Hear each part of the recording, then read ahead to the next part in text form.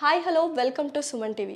So corona వల్ల చాలామంది life styles change అయిపోయాయి. అందులో ఎక్కువగా ఎఫెక్ట్ అయింది ఎంటర్టైన్మెంట్ ఫీల్డ్. ముందుగా ఏంటంటే థియేటర్స్లో రిలీజ్ అవుతూ ఉంటాయి మూవీస్, బట్ ఇప్పుడు ఏంటంటే మన ఇంట్లోనే ఓటీటీ ద్వారా రిలీజ్ అవుతున్నాయి. బట్ ఎక్కడో మనం థియేటర్ ఫీల్ మిస్ అవుతున్నాం. ఆ ఫీల్ని మిస్ అవ్వకుండా ప్రపంచ ప్రసిద్ధిగాంచిన యుఎస్కే లగ్జరీ హోమ్ థియేటర్స్ వాళ్ళు మనకు కల్పిస్తున్నారు ఒక బ్యూటిఫుల్ హోమ్ థియేటర్ సెటప్తో. సో ప్రస్తుతం మనతో పాటు one of the directors R Narayanamurthy garu ఉన్నారు. ఆయన అడిగి మరిన్ని విశేషాలు తెలుసుకుందాం, వచ్చేయండి. హలో అండి, ఎలా ఉన్నారు? బాగున్నానండి. So first of all USK luxury home theatres గురించి మాట్లాడే ముందు, హోమ్ థియేటర్ సెటప్ అనేది చాలా రెగ్యులర్ అయిపోయింది. ఇప్పుడు చాలా మంది చేయించుకుంటారు. మెయిన్ రీజన్ మీరేమనుకుంటున్నారు? What is the main reason? యాక్చువల్గా ఏంటంటే ఇప్పుడు కరోనా వచ్చిన తర్వాత అందరికీ ఏంటంటే ఎంటర్టైన్మెంట్ అనేది చాలా ఇంపార్టెంట్ అయిపోయింది. కరెక్ట్. సో ఇప్పుడు థియేటర్స్ కూడా ఏంటంటే వెళ్ళాలంటే చాలా భయపడుతున్నారు. అందు గురించి ఏంటంటే చాలా వరకు అందరి మైండ్ సెట్ ఎలా ఉందంటే ఇంట్లో కూర్చొని ఉండేటప్పుడు ఏదైతే ఓటీ ప్లాట్ఫామ్లో వచ్చింది, సో అది వాళ్ళు ఎక్స్పీరియన్స్ చేయాలంటే sound experience like movie theatre లాగా ఎక్స్పీరియన్స్ చేయాలంటే వాళ్ళకి పర్టికులర్గా ఒక హోమ్ థియేటర్ అనేది ఇంట్లో కావాల్సి వస్తుంది. అందు గురించి ఏంటంటే హోమ్ థియేటర్ బిజినెస్ అనేది చాలా వర్టికల్లో వెళ్ళింది. అసలు హోమ్ థియేటర్ అనేటప్పుడు ఏంటంటే వాళ్ళ బడ్జెట్ తగ్గట్టు సో డిఫరెంట్ కేటగిరీస్గా ఏంటంటే హోమ్ థియేటర్స్ మనం డిజైన్ చేయొచ్చు అసలు. సో వాళ్ళ ప్యాషన్, వాళ్ళ టేస్ట్ బట్టి ఏదైతే హోమ్ థియేటర్స్ వాళ్ళు మా దగ్గరికి అప్రోచ్ అయ్యి వచ్చే కస్టమర్స్కి ఏంటంటే వాళ్ళ ఒక ఇంట్రెస్ట్, వాళ్ళ టేస్ట్ బట్టి మేము డిజైన్ చేసి ఇవ్వగలుగుతాం జరుగుతుంది. సో ఫస్ట్ యుఎస్కే అనేది ఎలా డెవలప్ అయింది? సో ఇప్పుడు యాక్చువల్గా ఏంటంటే మాది బ్యాక్గ్రౌండ్ వచ్చి ఏంటంటే సర్వీస్ ఇండస్ట్రీ. సో 1984 నుండి ఏంటంటే మేము సర్వీస్ ఇండస్ట్రీలో ఉన్నాం. ఎక్విప్మెంట్స్ ఆ రోజుల్లో సోనీ కలర్ టీవీ కానీ నేషనల్ విసిఆర్స్ కానీ ఏంటంటే సర్వీస్ ఇండస్ట్రీలో ఉన్నాం. కాబట్టి 1999లో మేము ఒక మెగా సర్వీస్ సెంటర్ పెట్టాలని సోమాజిగూడని ఎన్నుకున్నాము అసలు. అప్పుడు నేను ఎవరైతే మిస్టర్ చంద్రశేఖర్ మా పార్ట్నర్ ఉంటారు అసలు సో ఆయన కూడా ఏంటంటే మేమిద్దరం ఒకటే ప్లేస్ ఏదైతే సంజీవ్ రెడ్డి నగర్ కాలనీ ఉంది అక్కడే ఏంటంటే సోలార్ ఎలక్ట్రానిక్స్, ఆయన ఒక సర్వీస్ సెంటర్ పేరు కాశీ టీవీ అని, ఇద్దరం బోత్ ఆర్ వెరీ కాంపిటీటర్స్ అనమాట అసలు. సో ఇద్దరు ఒకరోజు మేము ఇద్దరం మీట్ అయ్యి అసలు ఆయనతో కలిసి మాట్లాడినప్పుడు మనం ఇద్దరం కలిసి ఒక మెగా సర్వీస్ సెంటర్ స్టార్ట్ చేద్దామని థాట్ ప్రాసెస్ చేసి నేను ఆఫర్ చేయడం అయింది. ఆయన కూడా యాక్సెప్ట్ చేశారు అసలు. యాక్సెప్ట్ చేసినప్పుడు మాది ఏదైతే సోలార్ ఎలక్ట్రానిక్స్ ఉంది ఎస్ అనేది తీసుకున్నాం. ఆయన కంపెనీలో కే అనేది ఏంటంటే కాశీ అనేది ఏంటంటే వాళ్ళ అమ్మ నేమ్ అసలు. సో ఆ నేమ్ ఇద్దరిది ఏంటంటే యునైటెడ్ సోలార్ కాశీ అని ఒక బ్రాండ్ క్రియేట్ చేసి 1999లో సోమాజిగూడలో one of the largest service centre పెట్టాము అసలు. దాని తర్వాత 2000 వచ్చిన తర్వాత మేము ఈ సర్వీస్ ఇండస్ట్రీతో పాటు మనం ఒక స్పీకర్లు కూడా మ్యానుఫ్యాక్చరింగ్ చేయొచ్చు యూఎస్కే బ్రాండ్తో. స్పీకర్లు కూడా మ్యానుఫ్యాక్చరింగ్ చేసి అదైతే స్టార్ట్ చేసాం మనం. సో అప్పుడు జస్ట్ 2000లో మేము స్పీకర్స్ మ్యానుఫ్యాక్చరింగ్ చేసేటప్పుడు మిస్టర్ అజయ్ చంద్ర గారని మన ప్రగతి రిసార్ట్ ఓనర్ ఉన్నారు చూడండి, ఆయన ఒకసారి అప్రోచ్ అయ్యారనమాట. మా రిసార్ట్లో ఒక మంచి మ్యూజిక్ కావాలని చెప్పి అప్రోచ్ అయినప్పుడు మేము వెళ్ళి రిసార్ట్ అంతా చూసినప్పుడు వాళ్ళ one of the biggest swimming pool, చెప్పాలంటే అలాంటి స్విమ్మింగ్ పూల్ ఇంతవరకు మేము చూడలేదు అసలు. ఆ స్విమ్మింగ్ పూల్లో మాకు సౌండ్ సిస్టమ్ కావాలంటే ఆ రోజు కాన్సెప్ట్ ఎంటీవీ గజిబో అనేది చాలా పీక్గా ఉన్నింది అసలు. ఆ కాన్సెప్ట్ని యూస్ చేసుకొని మేము ఆ స్విమ్మింగ్ పూల్ ఏరియాలో మ్యూజిక్ పెట్టడం అయింది. ఫస్ట్ మా అసోసియేషన్ వాళ్ళు ఒక ప్రోగ్రామ్ కండక్ట్ చేశారు అక్కడ. ఆ ప్రోగ్రామ్ చాలా హిట్ అయింది. అప్పుడు మెగాస్టార్ చిరంజీవి గారు అందరూ సినిమా యాక్టర్స్ అందరూ కూడా వచ్చి ఆ ఎక్స్పీరియన్స్ చేసే ఒక యూనిక్ కాన్సెప్ట్ని అందరూ కూడా మెచ్చుకున్నారు అసలు. ఆ ఒక ఇన్స్పిరేషన్ వల్ల ఏంటంటే చెప్పాలంటే వాళ్ళు ఇచ్చిన ఫస్ట్ ఆపర్చునిటీ మేము పర్ఫెక్ట్గా యూజ్ చేసుకొని అక్కడ నుండి మేము స్పీకర్స్ డిజైన్ చేయడం స్టార్ట్ అయింది. దాని తర్వాత ఏదైతే హోమ్ థియేటర్ ఇండస్ట్రీలో ఇంటర్నేషనల్ బ్రాండ్స్, సో ప్రోఫెక్స్ అని బెంగళూరులో ఉన్న కంపెనీతో అసోసియేట్ అయ్యి సో ఆల్ ఇంటర్నేషనల్ బ్రాండ్స్ అప్పుడు హోమ్ థియేటర్ డిజైన్స్ స్టార్ట్ అయింది. ఆ రోజుల్లో హోమ్ థియేటర్ అనేది ఏంటంటే చాలా స్లో, సో ఇంత అసలు పీక్గా లేదన్నమాట. ఇప్పుడు చాలా ర్యాపిడ్గా గ్రో అయిపోయింది. ఇప్పుడు చాలా వర్టికల్స్ గ్రో అయింది అది. కొత్త కాన్సెప్ట్స్ తీసుకొచ్చి సో యూనిక్ కాన్సెప్ట్స్తో డిజైన్ చేయడం మొదలుపెట్టాం మేము అసలు. 2017లో ఒక కాన్సెప్ట్ డిజైన్ చేసాం. అదేంటంటే work from home concept design చేసాం. ఒక హోమ్ థియేటర్ని ఎలా మల్టిపుల్ వేలో మనం వాడగలుగుతాం అసలు. సో ఎందుకంటే ఒక హోమ్ థియేటర్ అనేటప్పుడు ఒక జస్ట్ హోమ్ థియేటర్ మూవీ ఒక ఎక్స్పీరియన్స్ కాకుండా అసలు ఇమర్సివ్ సినిమా అని నేను బెల్జియం వెళ్ళడం జరిగింది. అసలు అక్కడ ఏంటంటే ఇమర్సివ్ సినిమా ఎక్స్పీరియన్స్ చేయడం జరిగింది. అసలు ఎవరైతే హారో 3D ఫౌండర్ ఉన్నాడు విల్ఫర్డ్ అని, ఆయన మీట్ అవ్వడం జరిగింది అనమాట అసలు. సో ఆయన మీట్ అయిన తర్వాత ఆ ఎక్స్పీరియన్స్ చేసిన తర్వాత అలాంటిది ఒకటి రిప్లికా చేయాలి ఇక్కడ అసలు అని ఒక థాట్ ప్రాసెస్ వచ్చి ఇక్కడ వచ్చి రిప్లికా చేసాము. సో అలా స్లోగా జర్నీ స్టార్ట్ అయింది సౌండ్ సిస్టమ్స్ దగ్గర నుంచి. ఇట్ హెస్ స్టార్ట్ అయింది. First of all home theatre అనగానే మనకు ఏమేమి ఉండాలి హోమ్ థియేటర్లో? సో బేసిక్గా ఏంటంటే హోమ్ థియేటర్ కావాలంటే మినిమం హోమ్ థియేటర్ వచ్చి ఏంటంటే ఒక 5.1 సెటప్ అంటారు అసలు. అది వచ్చి ఏంటంటే 5 స్పీకర్లు ప్లస్ ఒక సబూఫర్ అంటారు అసలు. 0.1 అంటే సబూఫరు. సో మనం ఒక టీవీతో పాటు కనెక్ట్ చేసుకోవచ్చు, అలానే ఏంటంటే ఒక ప్రొజెక్టర్ తీసుకొని ప్రొజెక్టర్తో పాటు కూడా కనెక్ట్ చేసుకోవచ్చు.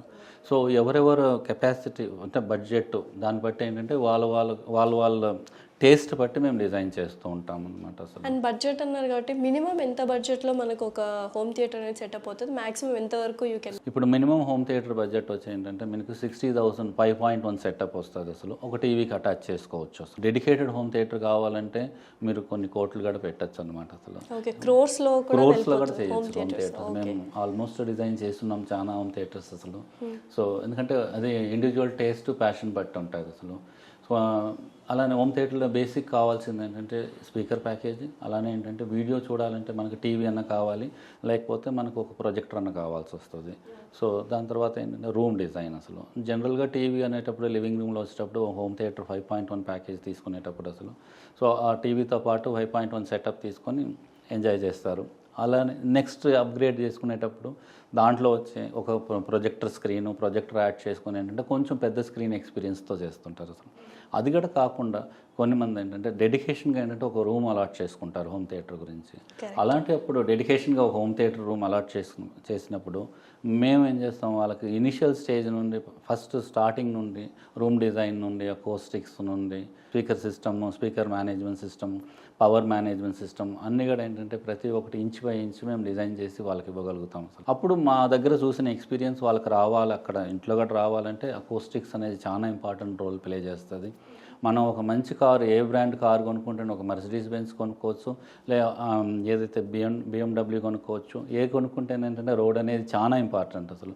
రోడ్ లేకపోతే మీకు ఆ కారు ఒక పర్ఫార్మెన్స్ తెలియదు అసలు. సో అలాగా మన హోమ్ థియేటర్స్లో సౌండ్ సిస్టంలో ఒక పర్ఫార్మెన్స్ బాగా రావాలంటే మనకు మెయిన్ ఇంపార్టెంట్ అకోస్టిక్స్ అనేది చాలా మేజర్ రోల్ ప్లే చేస్తుంది. అకోస్టిక్స్ అంటే ఏంటి సార్? అకోస్టిక్స్ అంటే దాంట్లో 2 వర్టికల్స్ ఉంటుందండి. ఒకటి వచ్చి ఏంటంటే సౌండ్ ప్రూఫ్ అంటారు అసలు, నెక్స్ట్ వచ్చి ఏంటంటే అకోస్టిక్స్ అంటారు అసలు.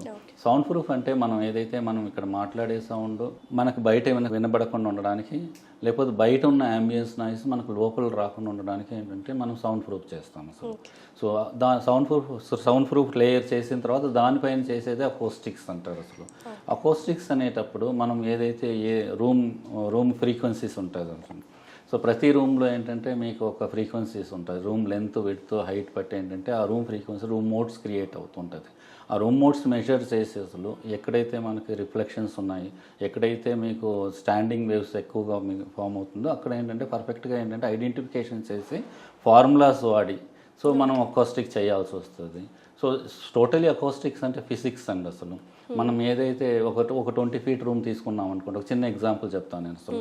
ఒక 20 ఫీట్ రూమ్ తీసుకున్నామంటే అసలు లెంత్ 20 ఫీట్ ఉందంటే ఒక ఏదైతే లో ఫ్రీక్వెన్సీ మనం చెప్పేటప్పుడు 50 హెర్ట్జ్ సైకిల్స్ ఉంటుంది అనమాట అసలు. 50 హెర్ట్జ్ లో ఫ్రీక్వెన్సీ తీసుకున్నామంటే ఏదైతే మనం సబూఫర్ ప్లేస్మెంట్ ఒక ఫస్ట్ స్టార్టింగ్ పాయింట్లో ప్లేస్ చేసామంటే ఎగ్జాక్ట్గా అది ఏదైతే మనకి 11 ఫీట్ వచ్చేటప్పుడు ఏంటంటే బేస్ అనేది డ్రాప్ అవుతుంది అసలు.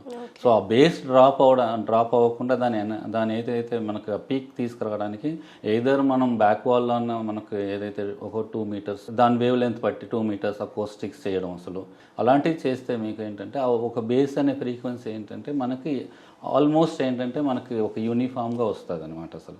సో ఇది చాలా పెద్ద అసలు ఇంపార్టెంట్ సబ్జెక్ట్ అండి అకోస్టిక్స్ అనేది. వెరీ వ్యాస్ట్ కూడా. Very vast subject. దీంట్లో వచ్చే ఏంటంటే నేను ఒకసారి బెల్జియం వెళ్ళినప్పుడు నేను ఏదైతే ఫిన్లాండ్ వెళ్ళాను ఫస్ట్ అసలు. ఫిన్లాండ్ ఏంటంటే హెల్సింకిలో ఒక ఏదైతే జెన్లెక్ వాళ్ళ ట్రైనింగ్కి వెళ్ళినప్పుడు సో ఇన్ డీటెయిల్గా మాకు ఏంటంటే ఒక్కొక్క సబ్జెక్ట్గా అసలు ఎక్స్ప్లెయిన్ చేసి దాంతోపాటు ఏంటంటే ఒక ప్లేస్కి తీసుకెళ్ళారు అసలు అదేంటంటే జనరల్గా ఒక ఇలాంటిది ఒక మూవీ ప్రొడక్షను ప్లస్ ఏంటంటే దాంట్లో అదే ద సేమ్ టైం ఏంటంటే డిస్కోథిక్ కూడా చేయొచ్చు అనమాట. అది యూట్యూబ్లో కూడా ఉన్నాయి, చూడొచ్చు మీరు అసలు. సో ఆ ప్లేస్లో ఏంటంటే కంప్లీట్గా గ్లాస్తో అకోస్టిక్ చేశారు అసలు.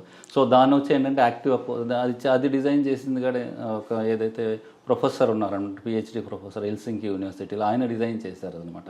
ఆయన కూడా వచ్చి ఒక్కొక్క పార్ట్గా ఎక్స్ప్లెయిన్ చేసుకునేటప్పుడు అసలు ఏదైతే యాక్టివ్ అకోస్టిక్స్ అంటారు అసలు. సో ఏదైతే సౌండ్ అయితే వస్తుందో దాని ఏంటంటే రిఫ్లెక్షన్స్ని దాని రిఫ్లెక్షన్స్తో ఏంటంటే అకోస్టిక్ సౌండ్ని డిఫ్యూజ్ చేసి డిజైన్ చేశాడు అసలు.